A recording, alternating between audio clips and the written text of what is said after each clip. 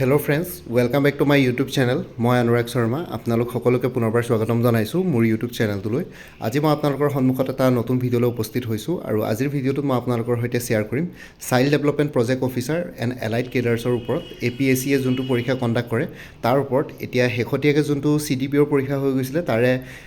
কাট off marks কিমান গৈছিলে, official কাট off marks সেইখিনি শ্বেয়াৰ কৰিম আৰু লগতে মই আপোনালোকৰ সৈতে শ্বেয়াৰ কৰিম যে CDPOৰ নেক্সট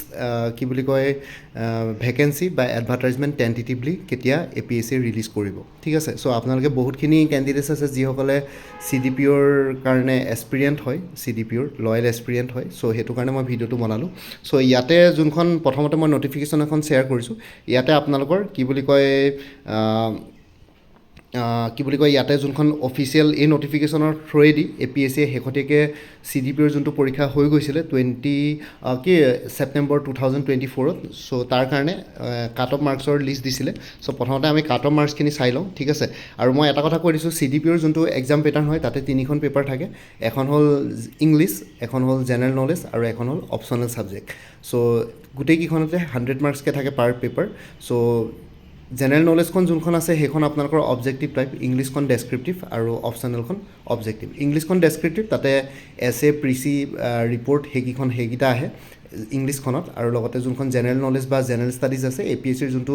জেনেৰেল ষ্টাডিজৰ চিলেবাছ অভাৰঅল সেইটোৱে হয়। তাতে খালি কিছুমান বস্তু নাই আৰু যেনেকৈ কোৱান্টিটিভ এপ্টিটিউড, ৰিজনিং সেইখিনি বস্তু নাথাকে, বাকীখিনি থাকে তাতে জেনেৰেল ষ্টাডিজৰ যোনটো চিলেবাছ থাকে। আৰু লগতে যোনখন আপোনালোকৰ অপশ্যনেল ছাবজেক্ট আছে, অপশ্যনেল ছাবজেক্ট যোনে যি লৈছে সেইটোৰ ওপৰত ডিপেণ্ড কৰিব, সেইখনো MCQ বেছ পেপাৰ হয়। ঠিক আছে, ইয়াতে কাট অফ মাৰ্কছখিনি যদি চাওঁ তেতিয়াহ'লে ইয়াতে প্ৰথমটো দেখিছে the cut off marks against the respective categories for recruitment to the post of child development project officer CDPO and allied cadres under women and child development department Assam. ঠিক আছে, চ' ইয়াতে out of 300 cut off marks কিমান গৈছিলে। ইয়াতে written এক্সামিনেশ্যনত যদি প্ৰথমতে চাওঁ, final চিলেকশ্যনটো নহয়, প্ৰথমতে চিৰিয়েল নম্বৰ 1ত চাইছোঁ ষ্টেজ অফ এক্সামিনেশ্যন, ৰিটেন এক্সামিনেশ্যনত অ'পেন কেটেগৰী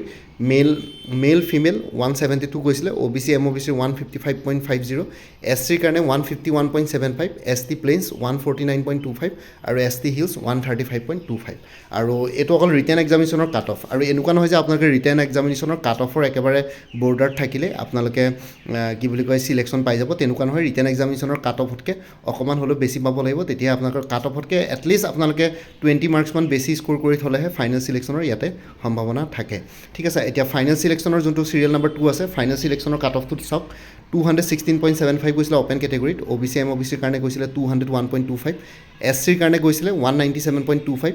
ST হিলছ 199.75 আৰু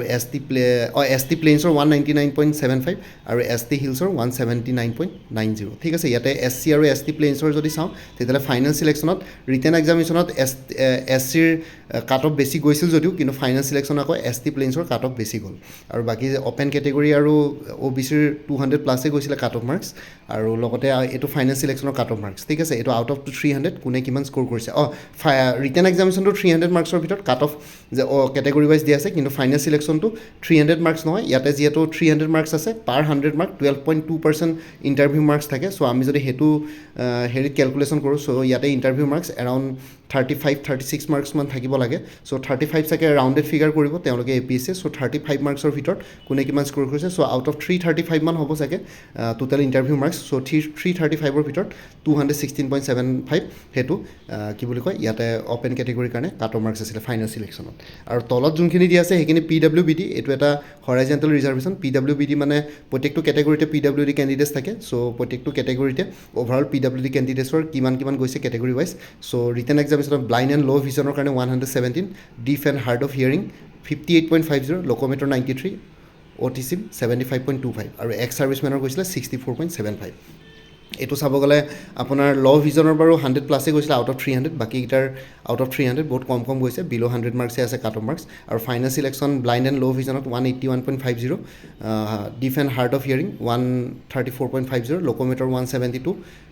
অচিজিম 90.25 আৰু এক্স ছাৰ্ভিচমেন 132.25 চ' যিহেতু আপোনালোকৰ ইয়াতে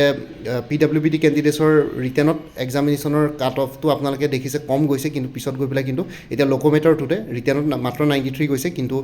ৰিটেন প্লাছ যদি ইণ্টাৰভিউ লগায় তেতিয়াহ'লে কিন্তু 172 পোৱাটো সম্ভৱ নহয় চ' সেইটো কাৰণে কাট অফতকৈ আপোনালোকৰ মাৰ্কছ অভিয়াছলি বেছি থাকিব লাগিব তেতিয়াহে ফাইনেল চিলেকশ্যন হোৱাৰ সম্ভাৱনা বাঢ়ি যায় ঠিক আছে চ' সেইটো কথাই হয় ইয়াতে চ' ফাইনেল চিলেকশ্যনৰ কাট অফ মাৰ্কছ অভিয়াছলি বেছি গৈছে মই কৈছোঁ পাৰ 100 12.52%কে ধৰে APSC কি বুলি কয় ইণ্টাৰভিউ কাৰণে চ' ইয়াতে 300 মাৰ্কছ আছে 300ৰ 12%কে যদি ধৰোঁ 36.6% ইয়াতে থাকিব লাগে ঠিক আছে 36.6% বা 36 মাৰ্কছ ইয়াতে 36.6 মানে 36 মাৰ্কছমান ইণ্টাৰভিউত ইয়াতে আছিলে চাগে CDPত নহয় বা তেওঁলোকে যদি ৰাউণ্ডেড ফিগাৰ কৰিছে তেনেহ'লে নহয় 35 কৰি দিছে নহয় 40 মাৰ্কছ কৰি দিছে সেইটো ইণ্টাৰভিউত কিমান মাৰ্কছ আছিলে সেইটো ক'ব নোৱাৰি চ' ইয়াতে লিখিছে আৰু এটা ইয়াতে লিখিছে in the event of 2 or more candidates secured equal aggregate marks in the final selection it is resolved according with the following principle laid down in the Assam Public Service on Conduct of Business Procedure 2019 as amended up to 4 December 2021 ঠিক আছে candidate who secures higher marks in the written screening test shall be ranked higher in case where above is the same then the candidate senior in age to be mark higher এতিয়া যদি ধৰক final চিলেকশ্যনত এতিয়া গৈ পেলাই যদি out of 336 বুলি ধৰিছোঁ 336ত যদি দুইজন কেণ্ডিডেটছৰে ধৰক মাৰ্কছ 250 হ'ল চ' কোনজনক এতিয়া ফাইনেল চিলেক্ট কৰিব চিলেক্ট কৰাৰ ভিতৰত তেতিয়া চাব যে ৰিটেন এক্সামিনেশ্যনত কাৰ মাৰ্কছ বেছি আছিলে চ' ৰিটেন এক্সামিনেশ্যনত যোনজনৰ মাৰ্কছ বেছি থাকে তেওঁলোকে প্ৰিফাৰেঞ্চ দিয়া হ'ব আৰু কেনেবাকৈ যদি ৰিটেন এক্সাম প্লাছ কি বুলি কয় হেৰিত ৰিটেন এক্সামিনেশ্যনত যদি দুইজন কেণ্ডিডেটছৰ মাৰ্কছ সমান থাকে তেতিয়াহ'লে যোনজনৰ কেণ্ডিডেটছৰ বয়স বেছি তেওঁকে ফাইনেল চিলেকশ্যন কৰা হ'ব এইটো APSCৰ Assam public service commission conduct of business procedure 2019 amendment rules 4 December 2021লৈকে যোনটো এমেণ্ডমেণ্ট ৰুলছ আছিলে সেইটোৰ অনুসৰি চিলেকশ্যন প্ৰচিডিউৰ হয় আৰু এই প্ৰচিডিউৰটো প্ৰত্যেকটো এক্সামতে এপ্লিকেবল হয় আছাম গভৰ্ণমেণ্টে হওক চেণ্ট্ৰেল গভৰ্ণমেণ্টে হওক এইটো পৰীক্ষা এইটো মানে এই যোনটো প্ৰচিডিউৰ আছে চিলেকশ্যনৰ এইটো চবতে এপ্লিকেবল হয় আৰু বাকী আপোনালোকক ক'লোৱে বাকী CDPৰ এটা ডেডিকেটেড প্লেলিষ্ট ক্ৰিয়েট কৰি থোৱা আছে তাতে গ'লে মানে আপোনালোকে CDPৰ ৰিলেটেড ভিডিঅ'জ পাই যাব বাৰু মই এই ভিডিঅ'টোৰ ডেছক্ৰিপশ্যনত প্লেলিষ্টৰ লিংকটো দি দিম আৰু লগতে আপোনালোকক আৰু এটা ইনফৰ্মেশ্যন কৰিছোঁ যে CDPৰ পৰীক্ষা নেক্সট কেতিয়া আহিব পাৰে ঠিক আছে চ' সেইটো মেইন কথা চ' CDPৰ পৰীক্ষা যদি মই কওঁ লাষ্ট টাইম CDPৰ এডভাৰ্টাইজমেণ্ট ওলাইছিলে 2019ত পৰীক্ষা সেই তেতিয়াই হৈ গৈছে 2019-20ত তাৰপিছত আপোনালোকৰ এইবাৰ আকৌ নতুনকৈ এডভাৰ্টাইজমেণ্ট 2023 লাষ্টৰ ফালে ওলাইছিলে 2024ত পৰীক্ষা হ'লগৈ একেবাৰে এবছৰমান গেপ লাগিলে এবছৰ নহয় এৰাউণ্ড 10 মাহমান গেপৰ পাছত পৰীক্ষা পাতিলেগৈ APSC 2024ত চ' এতিয়া নেক্সট এডভাৰ্টাইজমেণ্ট যদি আমি সেইটো ট্ৰেণ্ডত চাওঁ 4 বছৰ মূৰে মূৰে ওলাই আছে চ' 2027 মানত নেক্সট এডভাৰ্টাইজমেণ্ট ওলোৱাৰ সম্ভাৱনা আছে কিন্তু APSCৰ যদি আছাম গভৰ্ণমেণ্টে যদি তাৰ মাজতে যোনটো CDPৰ এলাইড কেডাৰ্ছ আছে তাতে যদি ষ্ট্ৰেংথ বঢ়াব বিচাৰে ছাৰ্ভিচ কেডাৰটোৰ যিমান অসমত ষ্ট্ৰেংথ আছে বা কোনোবা যদি কেণ্ডিডেটছ মানে যিমানখিনি এমপ্লয়িজ আছে তাৰ ভিতৰত যদি কোনোবা ৰিটায়াৰমেণ্ট হয় তেতিয়া হয়তো তেনেকুৱা ধৰণৰ কিবা যদি চাৰ্কামষ্টেঞ্চেছ ক্ৰিয়েট হয় তেতিয়াহ'লে APSC অভিয়াছলি আছাম গভৰ্ণমেণ্টে APSC পৰীক্ষা কণ্ডাক্ট কৰিবলৈ মানে অনুমতি দিব অৰ্ডাৰ দিব ঠিক আছে চ' তেনেকুৱা ধৰণৰ কথা এতিয়া যদি আমি টেণ্টেটিভটো যদি চাওঁ 2027 কিন্তু তাৰ আগতেও আহি যাব পাৰে সেইটো ডিপেণ্ড কৰিব কেতিয়া ভেকেঞ্চি ওলায় চ' আপোনালোকে যিসকলে CDPৰ কাৰণে এক্সপিৰিয়েঞ্চ আছে তেওঁলোকে প্ৰিপেৰেশ্যন কৰি থকাই ভাল ইংলিছখন থাকে তাৰপিছত জেনেৰেল নলেজ থাকে আৰু লগতে আপোনালোকৰ অপশ্যনেল ছাবজেক্ট যি ল'ব সেইটোৰ ওপৰত আপোনালোকে ভালকৈ প্ৰিপেৰেশ্যন এতিয়াৰ পৰাই কৰি থাকক কিন্তু পৰীক্ষাৰ আগত গৈ পেলাই আপোনালোকে ভালকৈ চাফিচিয়েণ্ট টাইম নাপাব আৰু ভিডিঅ' ডেছক্ৰিপশ্যনত এটা প্লেলিষ্টৰ লিংক দি আছে APSC CDPO বুলি সেই প্লেলিষ্টত গ'লে এই পৰীক্ষাটোৰ লগত জড়িত সকলো ধৰণৰ ভিডিঅ'জ পাই যাব আৰু লগত আপোনালোকে যদি বাকী আপকামিং এক্সামছবিলাকৰ কাৰণে প্ৰিপেৰেশ্যন কৰি আছে লাইক শেহতীয়াকৈ আছাম এগ্ৰিকালচাৰ ইউনিভাৰ্চিটিৰ কিছুমান পষ্ট ওলাইছে like junior administrative assistant junior assistant section assistant librarian so' সেইবিলাকৰ কাৰণে এটা ফুল কোৰ্চ এভেইলেবল আছে 299 ৰুপিছত আপোনালোকে ল'ব পাৰে নহয়বা APSC agricultural development officer general ষ্টাডিজৰ কাৰণে এটা ফুল কোৰ্চ এভেইলেবল আছে 249ত APSC ইনস্পেক্টৰ অফ লিগেল মেট্ৰলজিৰ কাৰণে জেনেৰেল ষ্টাডিজ পেপাৰখনৰ কাৰণে ফুল কোৰ্চ এভেইলেবল আছে 249ত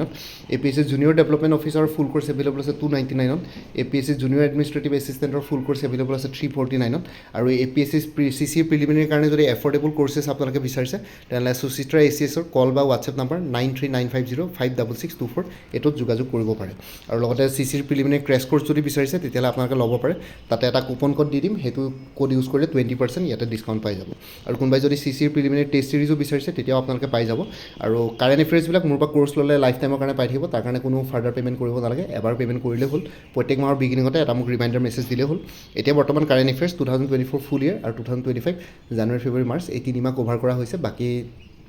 মাৰ্চ মাহটো এতিয়া বৰ্তমান চলি আছে এপ্ৰিল মাহটো এতিয়া বৰ্তমান চলি আছে এপ্ৰিল মাহটো কমপ্লিট হোৱাৰ পিছত মে' মাহত আপোনালোকে পাই যাব এপ্ৰিল মাহৰ কাৰেণ্ট এফেয়াৰ্ছখিনি চ' কোনোবা যদি ইণ্টাৰেষ্টেড কেণ্ডিডেটছ আছে তেতিয়াহ'লে হোৱাটছএপ নাম্বাৰটো মেছেজ কৰি জনাওক 9706557851 আপোনালোকক কোনটো কোৰ্চ লাগে কোৰ্চৰ কণ্টেণ্টছখিনি শ্বেয়াৰ কৰিম লগতে পে'মেণ্টৰ লিংক দি দিম পে'মেণ্ট কৰাৰ লগে লগে গোটেই কোৰ্চটো নিজৰ হোৱাটছএপত PDF ফৰ্মেটত পাই যাব আৰু ইয়াতে যোনটো হোৱাটছএপ নম্বৰ দি আছে এইটো অনুগ্ৰহ কৰি কল নকৰিব এইটো জাষ্ট হোৱাটছএপ মেছেজৰ কাৰণে এভেইলেবল কলৰ কাৰণে এভেইলেবল নহয় আৰু বাকী কোনোবাই যদি আগতে মোৰ পৰা কিবা কোৰ্চ লৈ থৈছিলে এবাৰ জনাই দিব তেতিয়া আগৰ মেটেৰিয়েলছখিনি বাদ দি যোনখিনি নতুন মেটেৰিয়েলছ লাগিব সেইখিনি ল'লে হ'ল তেতিয়া প্ৰাইচটো অলপ কমি যাব ঠিক আছে চ' আগতে কোনোবাই যদি মোৰ পৰা কিবা কোৰ্চ লৈ থৈছিলে এবাৰ জনাই দিব বাকী ভিডিঅ' ডেছক্ৰিপশ্যন আৰু কমেণ্ট ছেকশ্যন চেক কৰিব তাতে কোৰ্চখিনিৰ কথা আৰু এবাৰ উল্লেখ কৰিছোঁ আপোনালোকে তাতে গৈ পেলাই কোৰ্চখিনিৰ বিষয়ে আৰু এবাৰ সবিশেষ চাই ল'ব পাৰিব আৰু বাকী